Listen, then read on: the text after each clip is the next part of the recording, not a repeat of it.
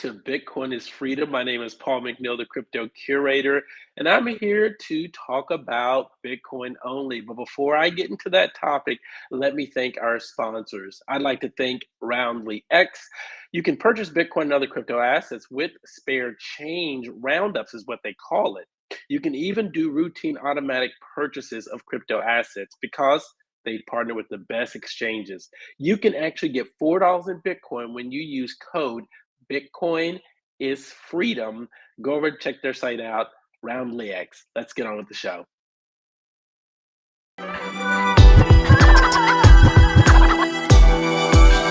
Here we go.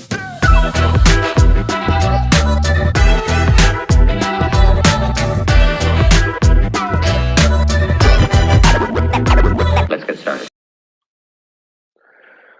All right, folks. Hey, another week. It's Sunday. It is football Sunday. If you notice, I have on my Cowboys little jacket thing on. And just to show you guys how much I love you, I am actually doing this while my Cowboys are playing the Houston Texans. It's all out Texas blowout.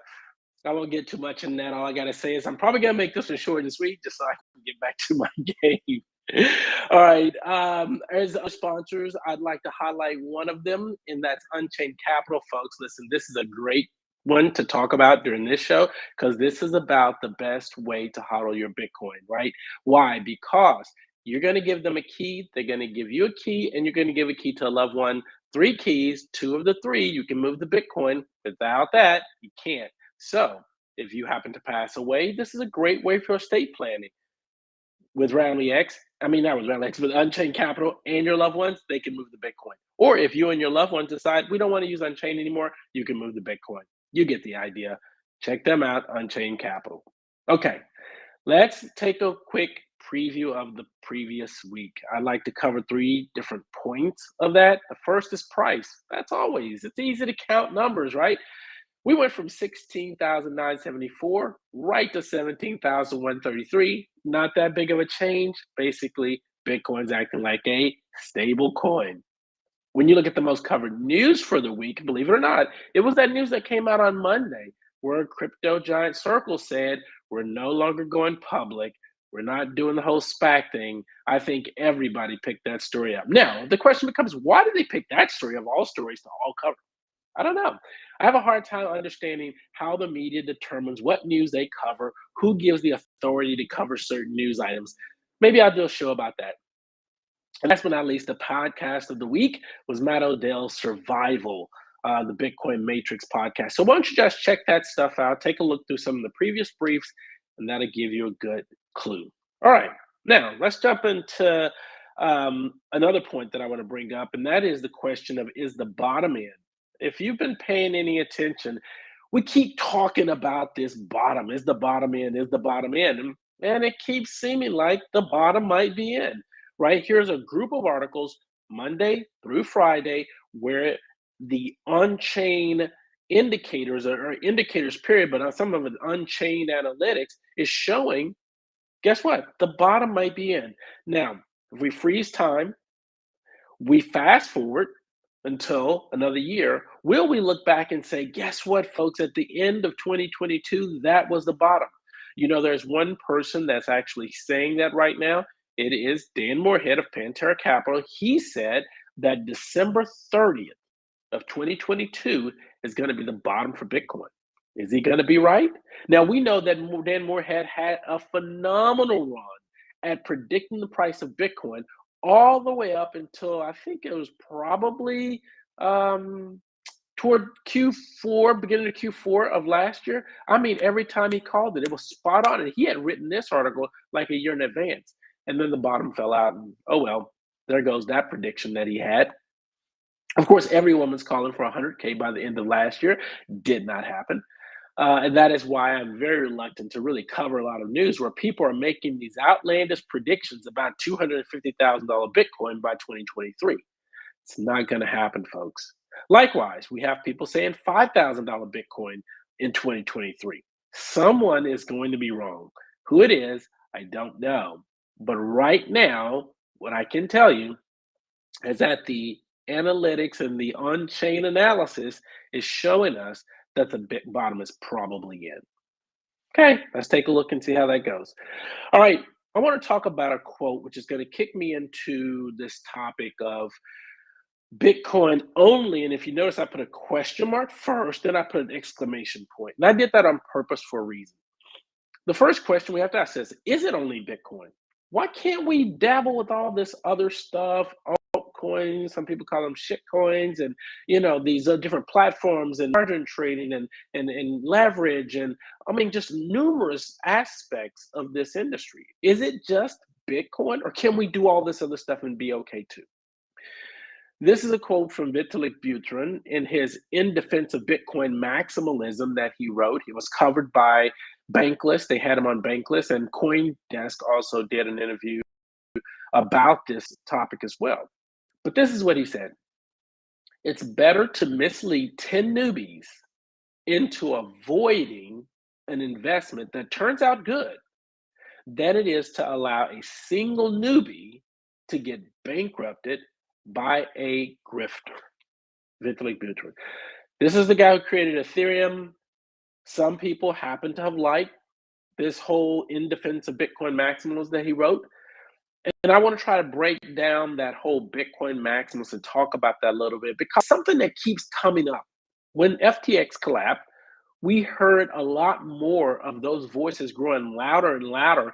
And if you ask me, some of them were growing more toxic and more toxic when it talks about only Bitcoin, right? And you have to also agree with them. When you look at all of this crap that's going on, how could you not say only Bitcoin? Bitcoin has survived so much drama over the past 14 years, and we're going to get into that some more. But it does make you have to ask that question, right? Is it only Bitcoin? Well, as we look at the next few slides, I did this last week, and I want to do this again this week on purpose. I'm not doing this to be redundant, but I do believe when I used to be in the military and when I was even in high school, they used to tell us if an instructor taps on the desk 3 times and says something, that means it's probably going to be on the test. Like, hey, this is important. Listen, pay attention. Or if someone repeats something numerous times over and over again, it's probably important you pay attention. I'm repeating this a second time. I might do it a third and a fourth time because my hope is that it entices you enough to click that link where it says a peer-to-peer electronic cash system and get you to read the Bitcoin white paper. Everyone should. And it's the whole ethos of this whole thing coming about. This is how Bitcoin came into existence. Satoshi Nakamoto and their wisdom decided that we need to pin this thing down to help people understand what it is because it's so complex. Maybe they'll get an idea. So this says it's a peer-to-peer electronic cash system. And I keep amplifying this because we cut it off. We say it's a peer-to-peer electronic cash. Stop. No, it's not. It's a cash system. And this is why you have to understand there's more to Bitcoin than money. Bitcoin, and remember, if you're around early enough, we used to make a distinction. There was the B, capital B Bitcoin, and the lowercase Bitcoin. Capital B Bitcoin was the blockchain Bitcoin protocol. Lowercase b was the asset, the actual coin, so to speak, of the Bitcoin blockchain, right? This is what the miners got rewarded with for protecting the Bitcoin network. And it's the network that is so valuable that we can't forget and we can't isolate it only down to just the set itself and make it the peer-to-peer electronic cash and that's it. Because then we're losing a lot. So in this abstract, it says a purely peer-to-peer version of electronic cash would allow online payments to be sent directly from one party to another without going to a financial institution. This is why the Bitcoin maximalists talk about centralization of these platforms or platform centralization over decentralization. Sorry, I'm a little under weather too. So you might hear me do that a couple times, sorry. But the point is that what you're looking at is when we begin to have to add a third party in between a transaction that we want to do, that's when we're starting to break what Satoshi and whoever was involved with this tried to create. They wanted us to be able to go online to make a purchase or to do commerce with each other without going through a financial institution. We're still doing that even with Bitcoin in existence today, and we really don't have to. but it's going to require an immense amount of courage to do it. I tweeted out yesterday asking the question. I said, of these people that call themselves Bitcoin maximalists, especially the toxic ones, how many of them have given up all of their money to Bitcoin and it's only Bitcoin and that's it? They don't use a bank, they don't use a financial institution, they don't use any third parties, none of that. It's just Bitcoin. I bet you find very, very few actually do that. Let's go ahead and take a look at what else the Bitcoin white paper says.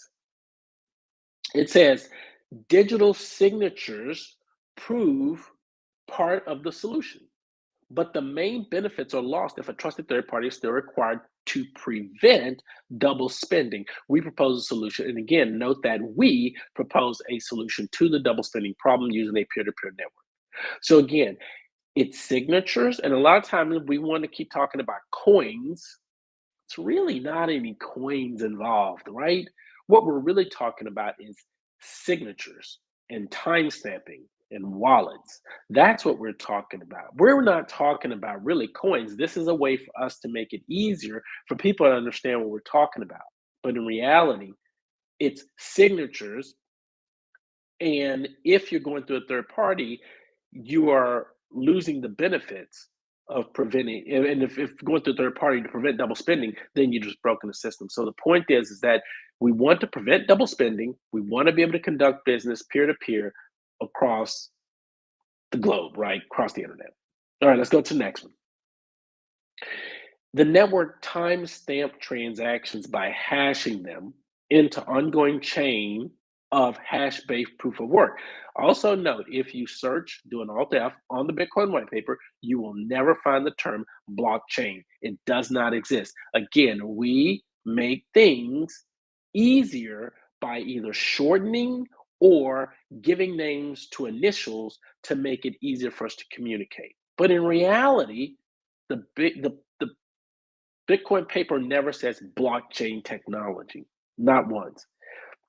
It says that it's timestamp and why the transaction timestamp? To be able to prove that you actually did what you said you're going to do at that given time. And you hash these together, providing that security. And whatever chain has the longest hash based proof of work, that's the one that you trust. And that's all this is saying, is that we want to be able to say we're doing transactions, sign that transaction, we want to hash that, and then we want to put this into a system that in order to figure it out, you have to do proof of work to make sure and verify everything is correct. Now, I'll stop there because I'll get myself in trouble because I'm not that technical when it comes to the real core root of all this technology, Merkle trees and all this other stuff, how this stuff works. But the reality is that this white paper was the beginning of all of that. And then the last part of the Bitcoin white paper, it says as long as a majority of the CPU power is controlled by nodes that are not cooperating to attack the network, they'll generate the longest chain. This is the part that brings into this trust component. And this is why with Bitcoin, and this is only Bitcoin, that you don't have to worry about trust. Why? Because math is taking care of all of this, and we don't have to trust a third party. We can trust in the fact that this system has been written so well and has been put together so well that it takes care of everything else as long as everything runs the way it should. And this is why many say Bitcoin only. And it's why you need to ask the question for yourself. Do I really need to dabble with all this other stuff out there? Can I just, Mark Yusko say, Bitcoin is the best savings technology on the planet? Why can't I just do what I need to do with Bitcoin? Do I need Ethereum? Do I need Litecoin? Do I need Solana? Do I need Cardano? Do I need Matic? Do I need fill in the blank? A lot of people would probably hair on fire, right? Going crazy. I can't believe people are saying Bitcoin only. That's ridiculous. That's toxic maximalism. Well, that's actually not toxic. That's actually just being a Bitcoin maximalist. And I believe that that's okay. Listen, everyone doesn't have to be a Bitcoin maximalist. That's right. We don't all have to. Here is where Bitcoin maximalist does matter, though.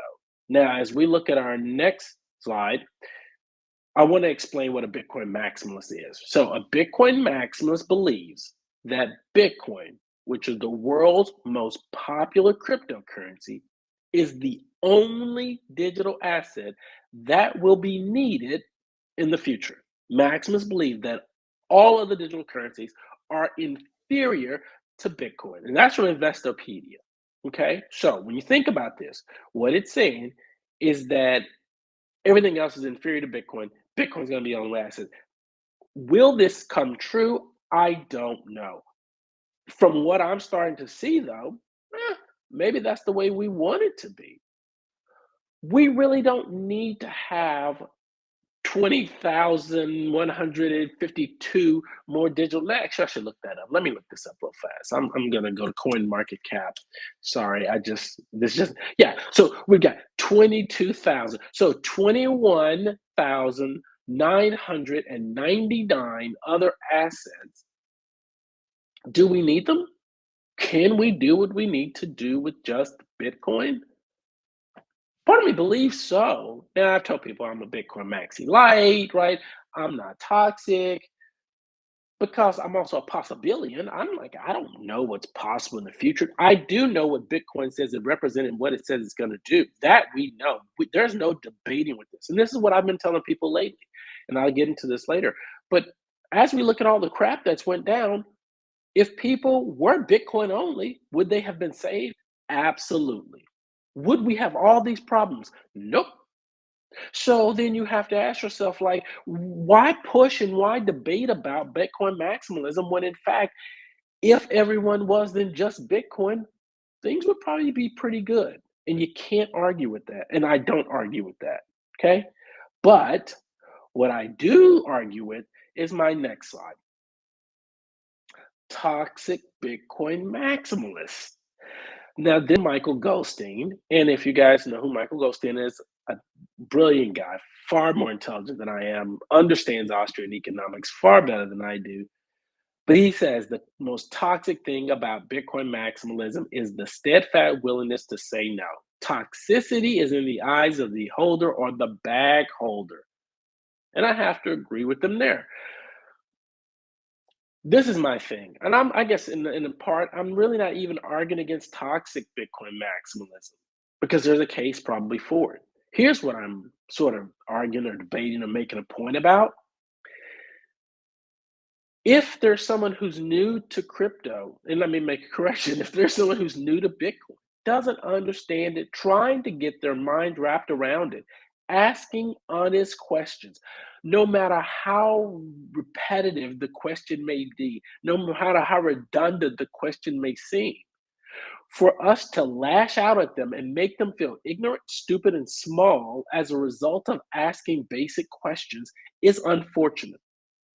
A lot of these maximalists that I hear doing this on spaces and everywhere else, they do so under the guise of being like Satoshi. If you don't understand, I don't have time to explain it to you. Okay, I guess. But I don't think there's a reason to do that to people. I just don't. And when people feel the need to belittle and make people feel small for asking basic questions, I say shame on you. You shouldn't do that. We should help people understand what Bitcoin really is, understand why Bitcoin only, and then to live in a world that people are truly protected and their money is protected and it's not going to get stolen from some grifter. It's not going to get stolen from scam artists. It's not going to get stolen from someone who's looking to rug pull them. But again, I know people say, well, listen, if there's someone who's trying to be a nefarious actor and they are intentionally trying to convolute the conversation, they're trying to steer people away from Bitcoin because they want them to go to their shitcoin, absolutely. Be as toxic as you need to be to shut them down because that is unfortunate. Those type of people, I don't have a lot of patience for, and I don't think we should. If someone is intentionally trying to make the conversation and make the argument go the other way and make it seem like, yeah, everything else has a way, and this is my project, and this is why it works, and this is better than Bitcoin, and this is what it's supposed to serve. Okay, I think you can do all that. And especially if they begin to attack that Bitcoin is not going to survive because it's okay. You can get a little toxic with those people because they are intentionally trying to deceive people, or they're trying to push against Bitcoin being what we know Bitcoin is to be. And that is, Bitcoin is the only decentralized, censorship resistant technology on the planet. There is nothing else to compete with it. Sorry. And if anybody has any qualms with that, then go ahead, show me something else that's better. And I'm not saying show me something that's better with a few little click clicks here, click clicks there. I'm saying prove and show me. 14 years Bitcoin has been battle tested and has survived at every turn. What else has been able to do that? Nothing. So I'm not against toxic Bitcoin maximalists in the right situation. I'm not against Bitcoin maximalism in the right situation, right? Now, I think that there could be other ways of looking at this as well. Before I get to that, let's take a look at some of these events, though. And when you look at these events, ask yourself this question: would have Bitcoin only solved this situation? Would have protected people? Okay, Mount Gox hack.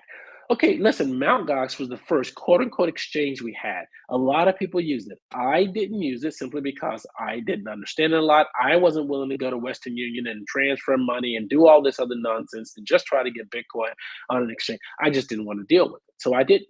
I avoided that. But it wasn't I avoided it because I knew Mount Gox was going to get hacked and there was horror. No, I didn't know any of that. I just didn't. I was early, right? So Mount Gox in that situation, even if you were Bitcoin only, and I believe, and I didn't do my research here, and I might speak incorrectly, and if I do, you guys can correct me and call me an idiot. I don't believe ledgers existed when Mount Gox got hacked. So the only place you could have stored the Bitcoin was literally, I think, on your computer, in your own wallet on your computer at the time. And even then, I don't remember which wallets were available to do that. And so, therefore, being Bitcoin only back then without a third party like a Mt. Gox was hard. Okay, then you got the DAO hack, the DAO hack. Remember this? This is with Ethereum. It wasn't with Bitcoin, but anybody that was dabbling in Ethereum at the time would have avoided the DAO hack. Now, the DAO hack is what we got Ethereum and Ethereum Classic, and Ethereum Classic went its way. But in reality, people made a lot of money on that because people that were holding Ethereum at the time, when it split, they got the same amount of money on Ethereum Classic. Now, if they were smart and just sold all of it right away, boom, they doubled their money. So BitConnect, of course, Bitcoin only would have protect you from that ridiculous monstrosity of scams, of all scams. Bitfinex hacked, same thing, using these centralized exchanges. This is what they're saying today. Everybody get your money off centralized exchanges, not your keys, not your coins, yada, yada, yada, right? OneCoin, Plus Token, USI Tech, all of these scams that were going on is the same. It's you're watching people take their hard-earned money in Bitcoin, giving it to these other platforms, giving it to these other organizations to control and to hold, and they're losing it. Needless to say, Quadriga CX, big exchange up in Canada, still don't know where that dude is. I guarantee he's alive with a new face. Terra Luna, that whole debacle, which led us to the CeFi collapse of Celsius, Voyager, and BlockFi eventually, after Sam, as what's his name, Dave Portnoy calls him Sam Bingy Bingy Freed, I call him Sam Bingy Bingy Fraud, has done his last number. After all of this, if you can still think to yourself, I want to trust a third entity with my Bitcoin, that's on you. That's a call you need to make. Bitcoin only, not your keys, not your coins. There are ways to do this in a way that it gives you safe security the way you should. Listen, from this point forward, if you bought just Bitcoin and you used again, I'm gonna say a third party, but it's really not a third party. If you used a service like Unchained Capital and you used Unchained Capital, which gives you control over two keys. They get a third one in case anything happens. They're able to help. This gives you estate planning. If you kill over tomorrow, God forbid you don't, but if you did, you know that that money is going to be with your loved ones and you don't have to worry about it. If you're not your keys, not your coin on your ledger, hopefully your family understands what the hell a ledger is and know how to get your money off of it. Otherwise, you're screwed, right? Hello? So an unchained capital service is something that could be good. Some of these Exchanges. Again, I just went through a list of them, and some of those exchanges: Gemini, Kraken, Coinbase. I went over these last week. Now, I heard a report where someone was talking about that FTX, in fact, did say the same thing. They said, we hold your assets one for one, and we do not commingle those assets with other assets, blah, blah, blah, blah, blah. Sam Bankman-Fried. Way to go, buddy. So, can Gemini do that? Will Gemini do that? Will Coinbase do it? Will Kraken do it? Don't know. That's a risk that's out there. This is what we're dealing with, folks. This is why the Bitcoin maximalists fight so hard to say, not your keys, not your coins. Why would you, if you have, and again, go back to the other article that I mentioned last week, persistent competence. If you have persistent competence with this technology and you understand how to move your keys off of exchanges onto hardware wallet and safeguard that, why would you feel the need to keep it on an exchange or anywhere else? You wouldn't. You would do like the others do. Not your keys, not your coins. Hold on your ledger, Access wallet. You give on-chain capital, right? Those types of things to safeguard your Bitcoin. And again, I know a lot of this is a lot to take in, and people have so many emotions behind these philosophical conversations, and we like to call each other out in public and be like, I can't believe shitcoin, I can't believe you dabble with this. But at the end of the day, we all have to do what's best for us. Listen, like I tell everybody, if you understand what you're doing and it goes bad, shame on you, and you're the only person to blame and hold responsible for that. Listen, I dabble with Celsius. Guess what? Got burned. Guess what? I understood that.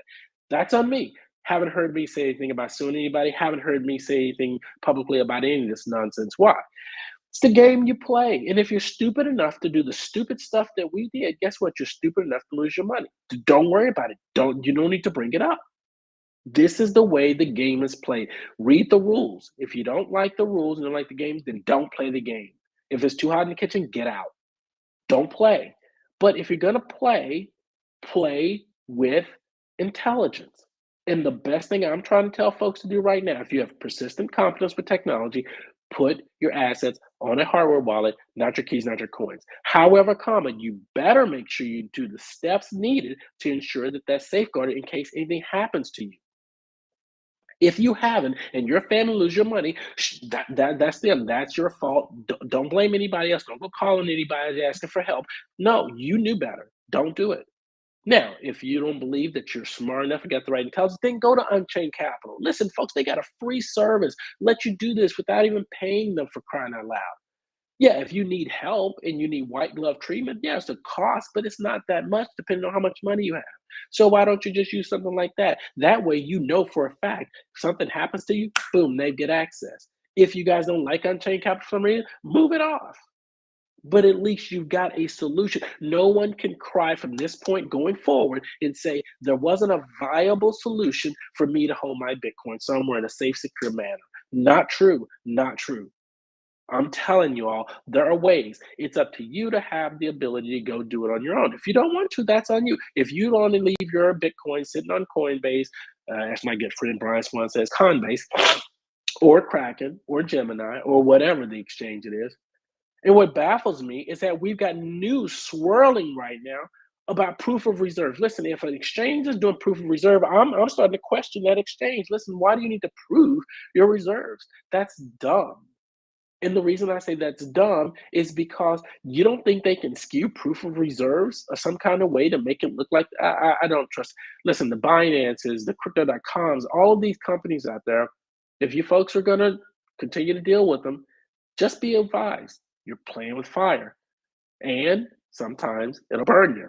So if you want to play in that way, you can't say someone didn't warn you. We cannot get upset with Bitcoin maximalists who are telling us the truth. This is the same thing when it comes to religion, right? There's a gospel, right? There's these different faiths out there, blah, blah, blah. One of the faiths think that only their way is the only way. Okay, fine. Listen, when you die, you're going to figure it out, right? That's just the way that it is. If something goes bad, you'll figure it out. When you lose your money, you'll scratch your head and go, oh, I guess what the Bitcoin Maximus said was right. Probably so. So if you were Bitcoin only, all of these events, you would have dodged them, like sidestepped them. You've been like Ezekiel Elliott running down the field, side swipe, hurtling over them. Yeah, sorry, had to use a football analogy some kind of way, right? Can't help it. Now, I think there's another way of looking at things, and that is by being a Bitcoin optimalist. A Bitcoin optimist is this: optimalism is also distinct from just optimism, and this is so key. You can be an optimist about Bitcoin's future, but an optimalist is more pragmatic and action oriented. And that's from an article from Built In. I would love for you guys to read that because it's something that I feel is true. Listen, I'm very optimistic about Bitcoin, that's for sure. But I'm also I'm an optimalist because I want to look for a pragmatic and action oriented solution to a lot of things that I'm faced with. So that is why I myself am starting to come back to this and understand, okay, can I play with this other stuff? I can. And can I be successful with it? I think I'm smart enough that I still can dodge some bullets, right? I think I'm in the Matrix. I think I'm Neo. I think I can dodge some bullets. Gonna get hit in the leg probably one day, and I've gotten hit in the leg a couple times. But the point is this: it is Bitcoin only. And Bitcoin only is where I need to focus most of my attention, time, and energy because I believe that over the past 14 years, it's proven itself worthy to have my undivided attention and focus. And that's what this is about. I am not here to trash every other 22,000 projects that are out there, or 21,999 projects that are out there. Listen, if those projects want to be that way, let them be that way. I heard this great advice once. We were at the US Mint watching dollar bills roll across the deal being printed. And the person that was giving us a tour said, do you know how our people that do QA can tell if there's bad money? We were like, no. We're like, you know, tell them to do this. They said, no, we have them study the real money so much that the moment they see a flaw, they can catch it. And I can understand this a lot more now because when I read, and I read a lot online, I read people's blog posts and articles and I pick up on stuff. Immediately I see it's wrong. Why is that? Because I've been looking at this stuff every day, nonstop. Like I can tell when something is either misspelled or out of the place, or doesn't have a comma or a period in the right place. I mean, it's just crazy. It didn't take someone teaching me all the wrong stuff. It had someone teaching me the right stuff so that when I saw something wrong, I could identify it. Bitcoin only. Focus on Bitcoin. Listen, all the other stuff can exist. Let it do its little thing. But when someone new comes to you in the tech world, we have the saying, recommend IBM. Listen, if you're a consultant and you're talking to a large enterprise business and they need a solution, go to IBM. They can't complain with you. They can't fight. You're going to say, I gave you the best. What else did you expect me to do? I gave you the best. Big Blue is the best. You don't get anything else, right? Some people can't afford the best. That's fine. But the best is the best. Bitcoin is the best. Listen, you can dabble with the other stuff if you want to, but I'm just telling you, if you're new and you're coming to me and you're asking me, hey, what's up with this whole crypto stuff? And again, we got into conversation on Telegram. Rocky was talking about this. Bitcoin crypto. Listen, Bitcoin is a cryptocurrency, but it is not crypto. It is not. People that want to lump all these other 21,999 projects into Bitcoin, nope. There's Bitcoin and there's everything else. And if you want to go play with everything else, be my guest, do whatever. Here's my thing. You get a choice. I can't force you to do anything. But don't come crying to me when the shit goes bad over here. Listen, we told you you were playing in the crap, right? Don't go over here and then come back stinky and talking to us. But no, no, no, no, no, no, no, no. We told you Bitcoin, Bitcoin, Bitcoin, Bitcoin, Bitcoin, Bitcoin, right? You decided, Bitcoin's too expensive. It's $16,000. I'd rather go buy something that's 8 cents. I can buy more of it. What if it pops? What if it goes to the moon? Then I have more money. Okay. When it goes to zero, or you get rug pulled, or something else happens, then what do you have? Nothing. Had you put it into Bitcoin, you've been fine. Might not have as much, but you've been fine, right? Bitcoin right now is at 16,000. Let me make sure. No, Bitcoin's at 17,155. Actually had a nice little move of a candle. Wow. It spiked all the way up to like 262. It's back down to 117, 150. A little bit move. I knew it was coming. Bollinger Bands were tightening. But here's the thing. Bitcoin's absolutely so forgiving. Bitcoin, people were buying Bitcoin at $69,000. I'm sure I DCA'd a little bit at 69,000. It's at 16. It was at $15,000. You're not gonna get it all. Listen, if you have problems pushing, smashing, elbowing, kneeing, stomping on the buy button right now, call me. I'll help you. Listen, I'll smack your hand button. It's a no-brainer, folks. It's a no-brainer. If you honestly think Bitcoin's never ever gonna see $69,000 again, okay, maybe you should probably not do something like that. But in reality, I think you should, because I think that the future isn't, like I said earlier in the show. Some people say 5 grand, some people say 250 grand. Listen, either way, you let the thing go down to 5 and this whole deal. Either way, it's not going to zero. No one I hear is talking about zero. Jamie Dimon is not talking about zero. Neither is all the other uber maximum bears of all time believe Bitcoin's going to go to $0. It's a matter of time. It's a game of time. And that's what we need to be focused on. The long term, not the short term. Short term, this thing can be all God's green earth, and we know that. Long term, what did I tell people? Started 14 years ago, $0 to 17,000 today. Another 14 years, I can wait 14 years. You see what I'm saying? The number can go from 17,000 to 1,000,000 in 14 years. Not a bad return, right? We saw it go all the way to 69,000, come back. The next bull run we have, massive, massive. Now, again, do I know that for sure? No, I don't. Nobody knows the future, but it's what we think is probable, right? It's probable that the number is going to go higher. 21 million max supply, right? Fixed supply. That's all there's ever going to be. Plus massive demand equals number goes up. But Bitcoin is much more than a number go up technology. It's far greater than a number go up technology. It's up to you to keep digging into this and doing the work. I'm here to highlight some things for you guys so that you guys will at least have some idea of what's going on. But again, I am not the core expert. We won't see 69,000 the market trade. Oh, wow. Did you guys see what Fibbo just said? He says we won't see 69,000 again. The market is going to trade right through it on its way to 250K.